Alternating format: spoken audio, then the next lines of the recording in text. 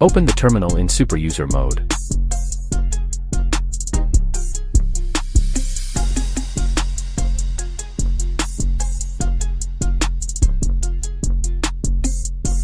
Add the repository Waydroids.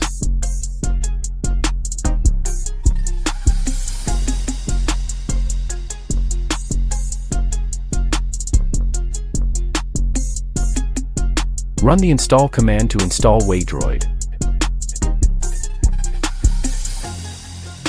Launch Waydroid.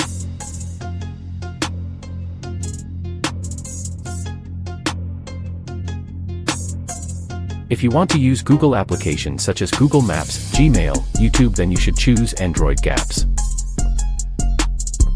And click the download button.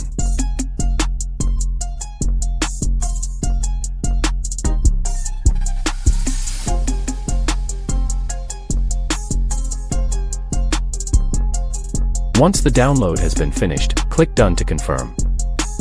And launch Waydroid.